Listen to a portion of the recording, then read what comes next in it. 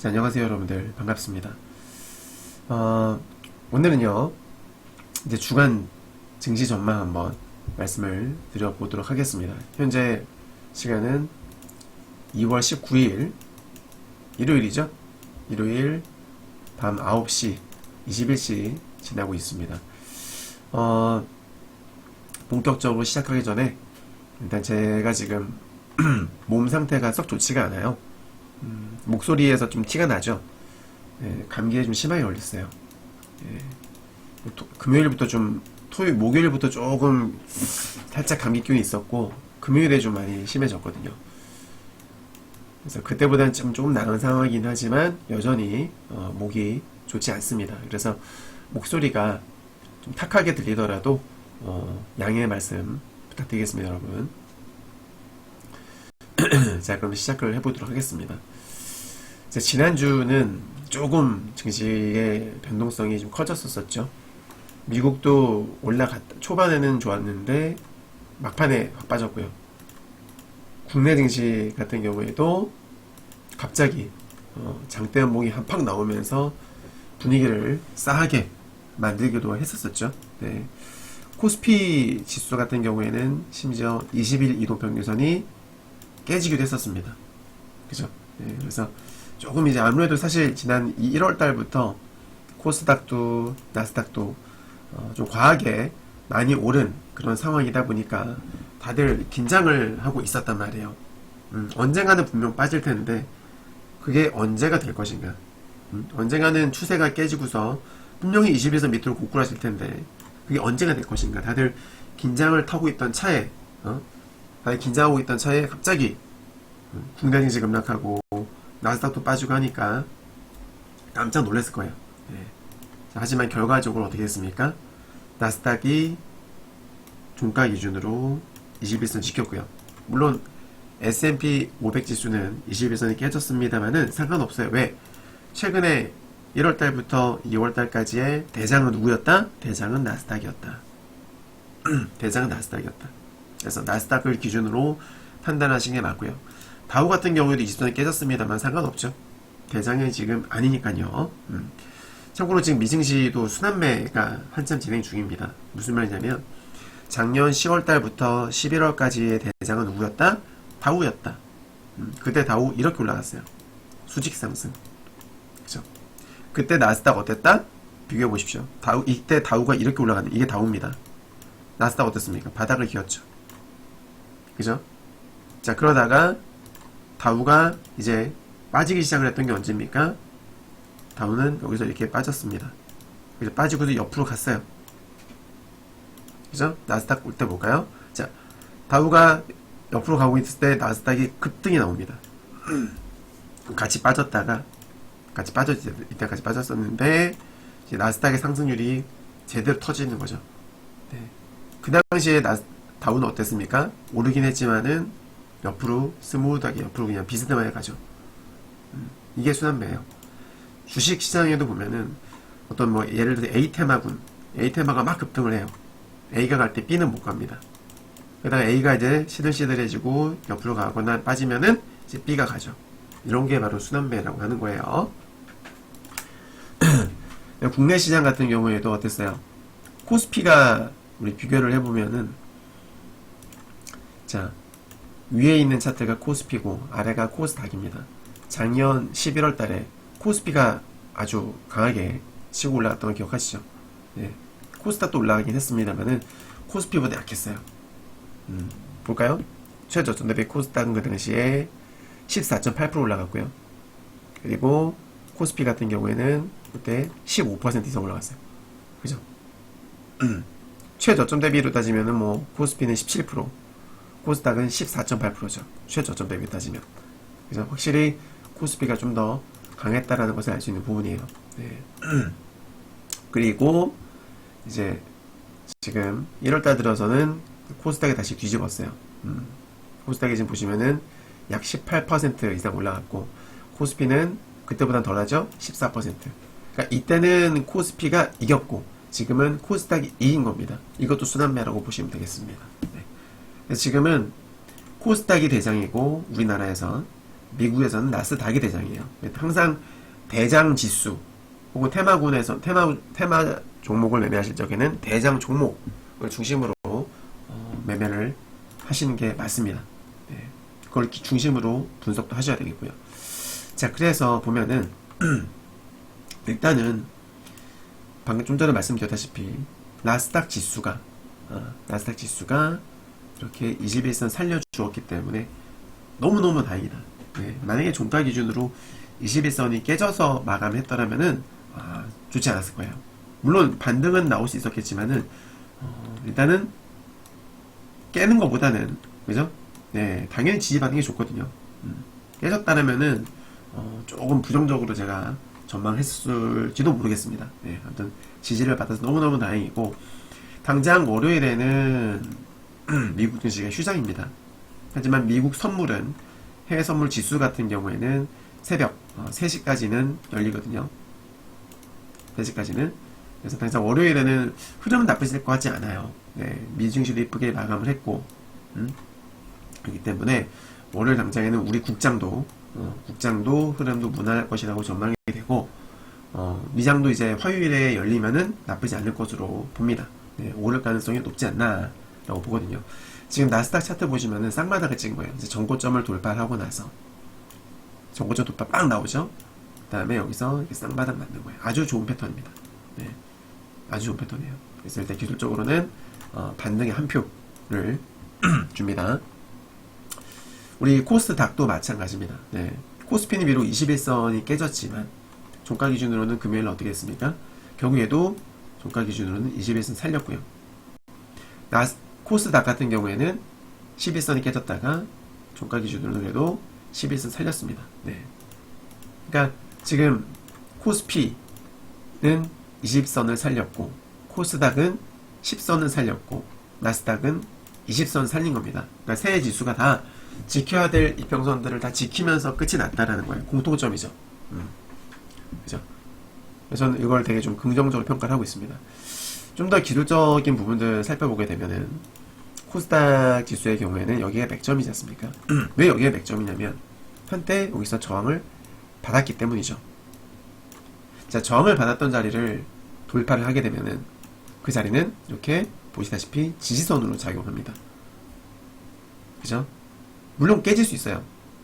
근데 깨졌다가도 바로 돌파가 나오면 괜찮거든요. 근데 그러다 결국에는 여러 번 반복하다가 본격적으로 깨졌죠. 이때 이제 급락이 나온 거예요. 이번에도 깨졌었어요. 근데 깨졌는데 어떻게 했어요? 바로 반등이 나왔죠. 그러면 괜찮은 겁니다. 일단은.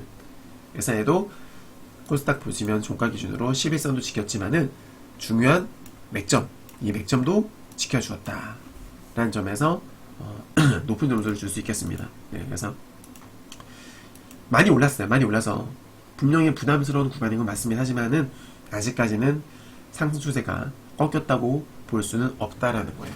알겠죠? 네, 이게 이제 단기적 관점에서의 제 분석이고요. 우리가 이제 2023년도를 매매를 할 적에는 어떤 걸 베이스로 봐야 되느냐. 자, 우리 심플하게 한번 생각을 해봐요, 여러분들. 심플하게 물 한 잔 마시겠습니다.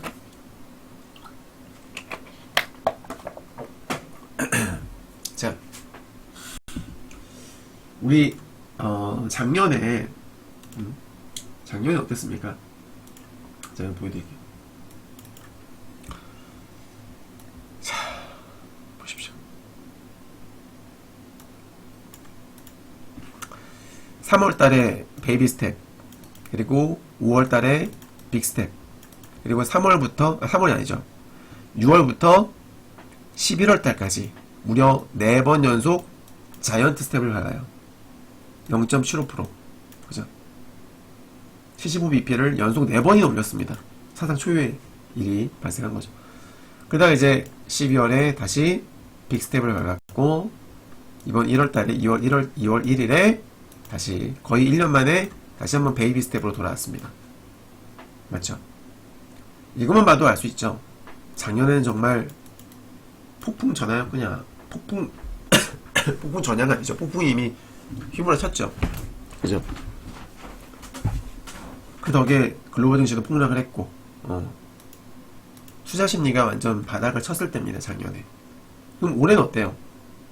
일단은 금리 인상 속도가 엄청 가파르다가 이제 서서히 조금 점점 어때요? 0.75에서 0.5, 0.25로 많이 완화가 됐죠. 이렇게 된 결정적인 원인이 뭡니까? 바로 인플레이션이 많이 잡혔다라는 거예요. 작년 7월달, 8월달에 기점으로 해서 CPI, PCE, CPI는 소비자 물가 지수고 PCE는 개인 소비 지출 물가 지수 아닙니까? 얘네들이 많이 잡혔다라는 거예요. 연준이 파월 의장이 금리 결정을 내리기 전에 페드가 금리 결정을 내리기 전에 많이 참고하는 물가, 대표적인 물가 지수가 바로 그 두 개입니다. 그죠? 한번 그래프, CPI 그래프 한번 보여드리도록 하겠습니다.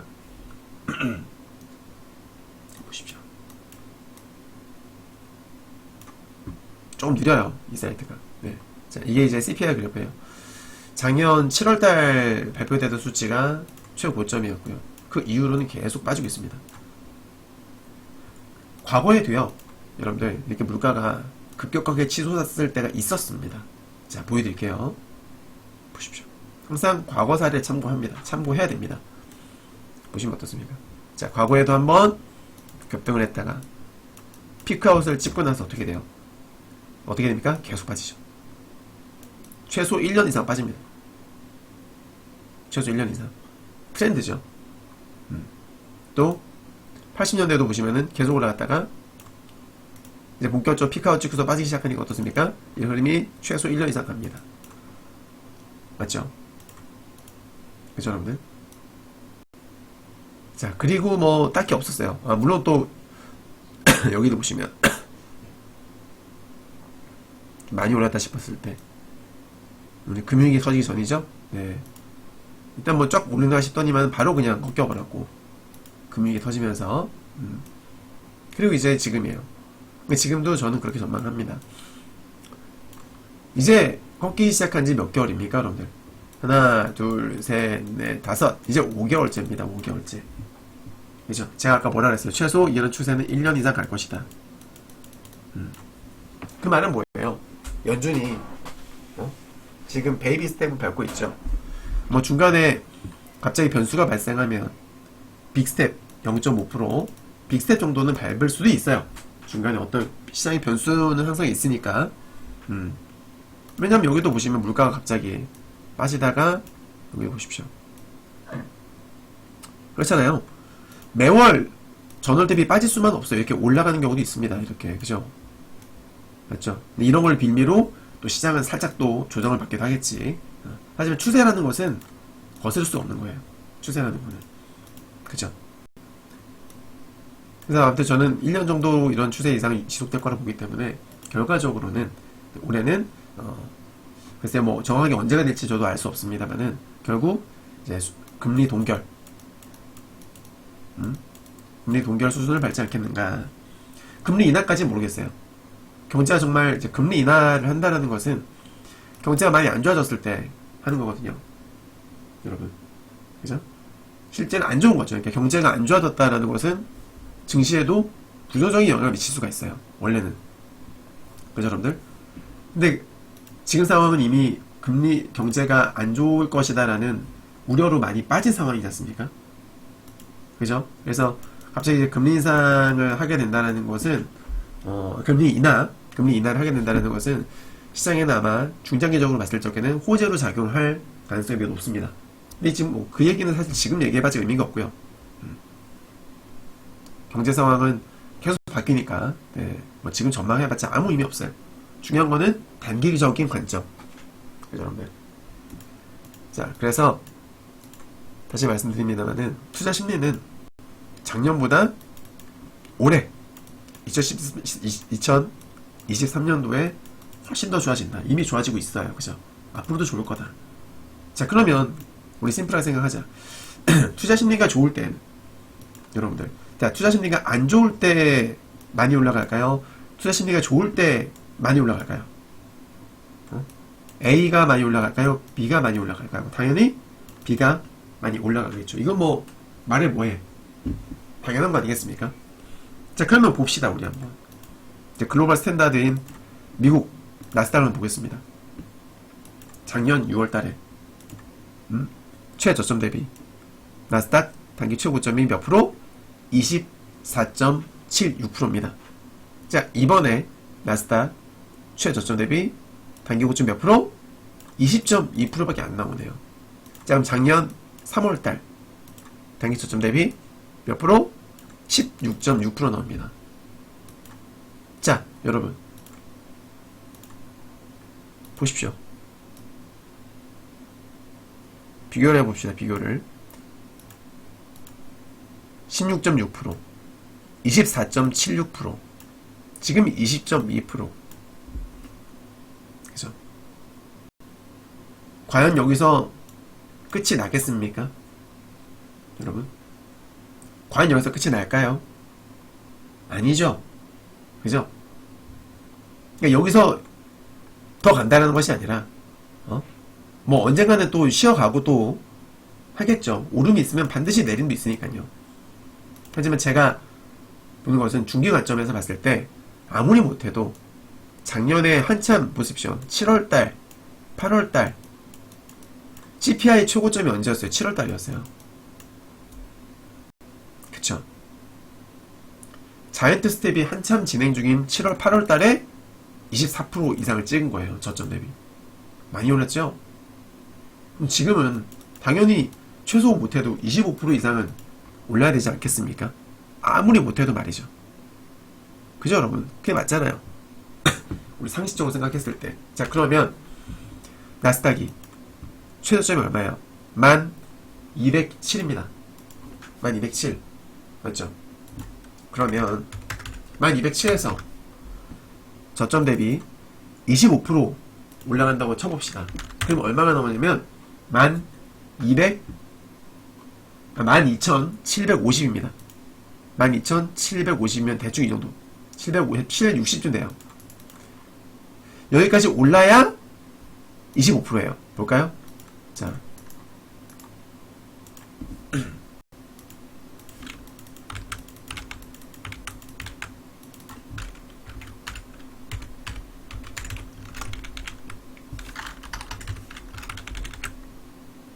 보십시오. 12,258.7. 자, 자 봐요. 맞죠? 이렇게 올라야 25%가 나오는 거예요. 이렇게 올라야. 그러니까 금요일 종가 대비 앞으로 8% 이상, 최소죠, 최소. 제가 최소로 잡은 겁니다, 지금. 이 정도 이상 오를 여력이 있다. 따라서 이 말은 뭐예요, 여러분들? 앞으로 얘가 나스닥이 이대로 원웨이로 계속 올라갈지, 혹은 또 빠졌다가 올라갈지 저도 모르겠습니다만은, 중요한 것은 뭡니까? 빠졌을 때 어때요? 빠졌을 때 우리가 두려워하면 돼, 안 돼? 두려워하면 안 된다. 앞으로 증시가 빠지면 어때요? 적극 매수 찬스예요. 즉, 주식 입장에서는 땡큐 찬스. 주식뿐이 어디 주식뿐입니까? 해외 선물도 마찬가지예요.